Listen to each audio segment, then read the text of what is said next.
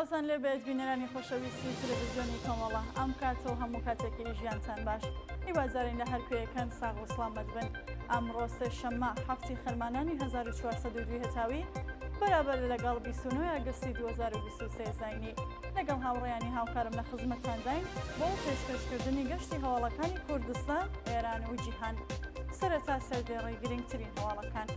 گوشەری ناوەندەمنیەتەکانی سنا بۆ سەربازاڕیانی شەقامی فردەوسی، کۆبوونەوەی هاوبەشی هێزە انتزامیەکانی سنا لەگەڵ سوپای پاسداران، بەردەوامی هەڕەشەکانی کۆماری ئیسلامی بۆ سەر بنەماڵی دادخوازان، دەست بەسەرکردنی دووراوی خەڵکی شاری مەریوان لەلایەن هێزە حکوومەتیەکانەوە، ناڕزایەتی عوسمان ئیسماعیلی لە ئاز حکمی سەرەتایی دادگای سەقز، پڵۆمکردنی یانەی وەرزشی مۆجی موسبەت لە شاری سنا، ناڕوونی چارەنووسی دوو بەندکراو لە شاری بانا، کۆبوونەوەی کرێکارانی بەشی کۆنترۆڵ ترافیکی تاران و شەپۆلی سەرکوتی بنەماڵی دادخوازان و لە سەرکاردەرکردنی مامۆستایان لە زانکۆ.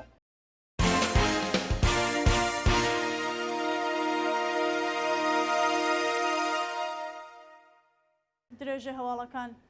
گوشاری ناوەندەمنیەکانی سنا بۆ سەربازاڕیانی شەقامی فردەوسی بەپێ هەواڵی گەیشتی و ڕۆژی دووشەممە ششی خەرمانان ناوەندەمنیەتیەکانی شاری سنا لە ڕێگەی تەلەفۆنەوە هەڕەشەیان لە دوکاندارانی شەقامی فردەوسی کردووە بۆ ئەوەی بەشداری لە مانگرتن و ناڕزایەتیەکان نەکەن.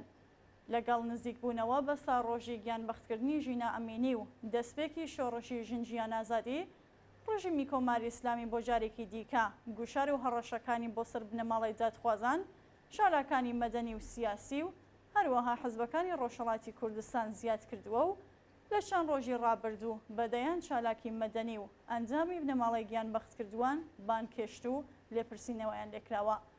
لە دوو ڕۆژی ڕابردووشدا ناوەندەمنیەکان لە شاری بۆکان، مەهاباد و سنا هەڕەشەیان لە دوکانداران کردووە کە نابێت لە ڕۆژی 25 خەرمانان دامان بگرن و لە ناڕزایەتیەکاندا بەشداری بکەن. کۆبوونەوەی هاوبەشی هێزە انتزامیەکانی سنا لەگەڵ سوپای پاسداران بەپێ هەواڵی گەیشتی و ڕۆژی دووشەممە ششی خەرمانان ژمارێکی زۆر لە فەرماندەی هێزە انتزامیەکانی سنا لەگەڵ هێزەکانی بنکەی بەسیجی گەڕەکی حاجیاوای سنا کۆبوونەوەی تایبەتیان بەڕێوە بردووە.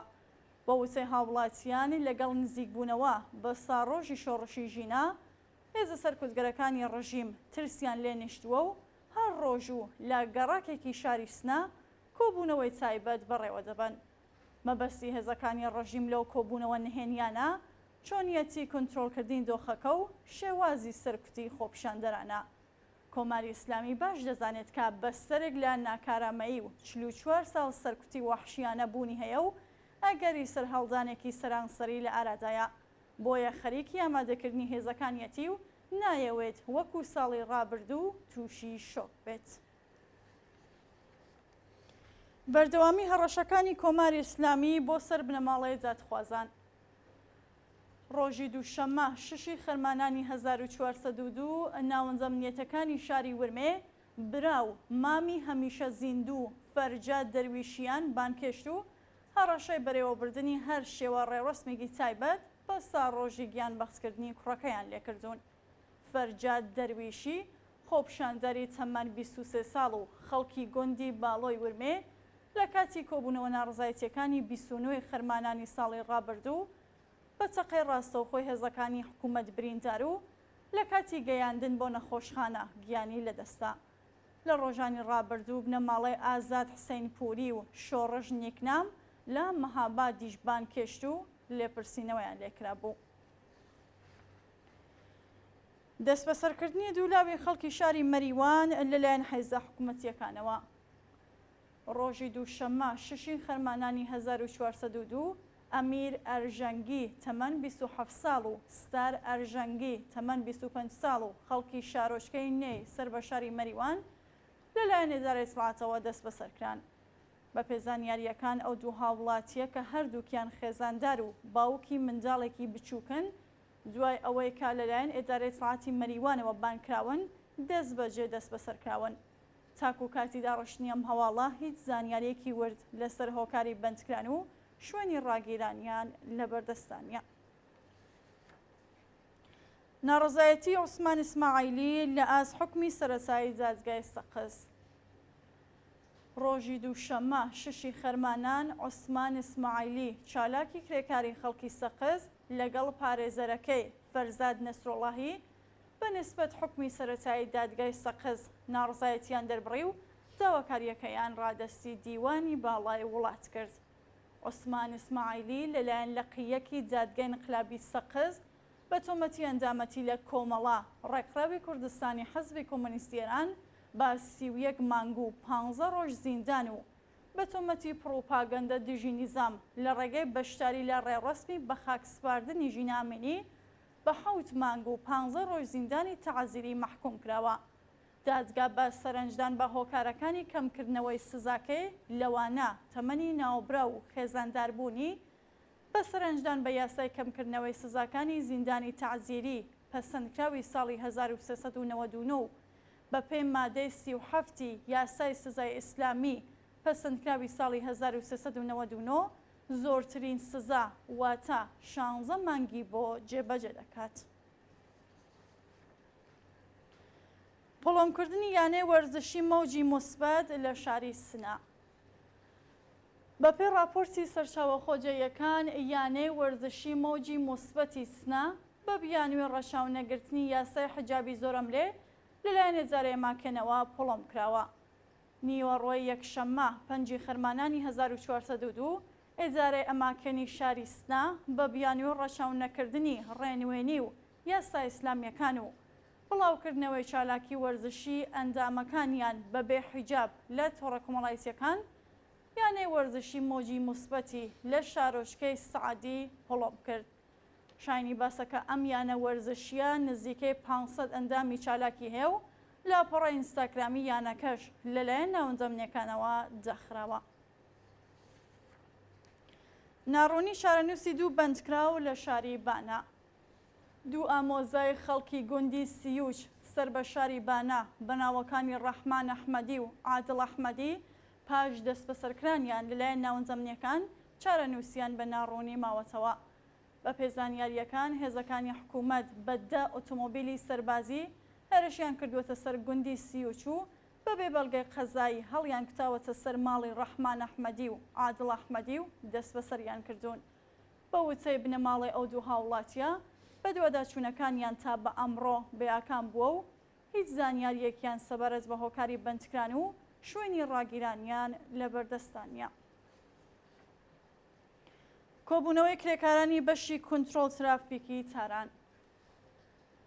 بەیانی دووشەممە ششی خەرمانان کرێکارانی بەشی کۆنتڕۆڵ ترافیکی تاران لە ناڕزایەتی بە جێبەجێ نەکردنی داخوازیەکانیان لە بەردەم ئەو ناوەندە لە شەقامی فاتمی کۆبوونەوە.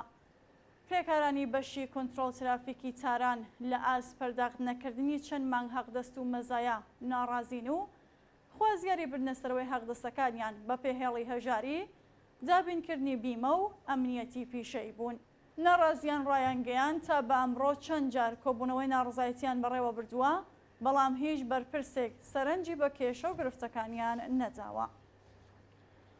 شەپۆلی سەرکوتی بنەماڵەی دادخوازان و لە سەرکاردەرکردنی مامۆستایان لە زانکۆ.